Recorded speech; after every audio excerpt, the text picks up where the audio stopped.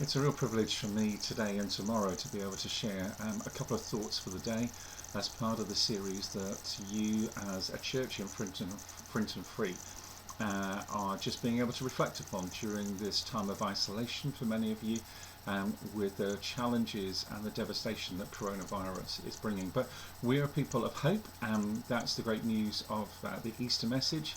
And that's why we can look at the scriptures and really be encouraged in our own personal journey with God.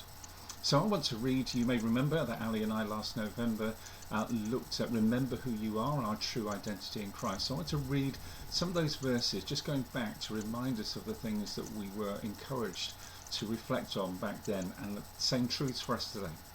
1 Peter 1 verses 1 and 2. Peter, an apostle of Jesus Christ, to God's elect, strangers in the world, scattered throughout Pontus, Galatia, Cappadocia, Asia and Bithynia, who have been chosen according to the foreknowledge of God the Father, through the sanctifying work of the Spirit, for obedience to Jesus Christ, and sprinkled by his blood.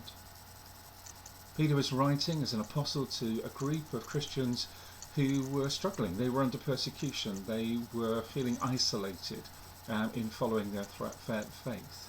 But Peter writes as an apostle, as a sent one, as a messenger of the gospel of Jesus Christ. He would himself remember that back there in Matthew 16, as we read, that he was somebody who Jesus said, look, Peter, you are going to be the rock. I'm going to build my church upon you.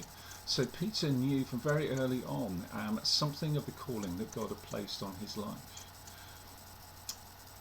Also the reinstatement, which we'll come to in a moment, there where Jesus on the shores of Lake Galilee encountered, or Peter encountered him after that miraculous catch of fish, and Peter being in that place of being given back, I guess, his true identity by Jesus reinstating him, and actually said, Peter, as a result of you saying you love me, go and feed my sheep. So he's an apostle, he's a pastor, he's a preacher, as we read of in Acts. And I think these are so important because actually it's that we take hold of our true identity just as Peter did. You may remember that actually, as Peter writes here, we're God's chosen ones. We're God's chosen ones. And Peter knew this himself because we read there in Matthew chapter 4 and in the other Gospels about the way in which, as Jesus was walking beside the Sea of Galilee, he saw Peter and his brother Andrew. They were casting a net into the lake, for they were fishermen. And Jesus said, come, follow me. You see, Jesus saw Peter and Andrew just as he sees us.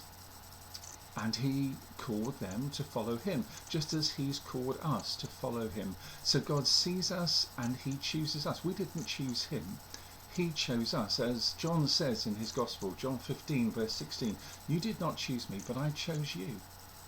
So easy to think that we choose God. No, he chooses us so that we can go and bear fruit. But not more than that, alongside that, we're his holy ones. It says here that you've been chosen according to the foreknowledge of God the Father through the sanctifying work of the Spirit for obedience to Jesus Christ. That word sanctified means being made holy. We are holy ones.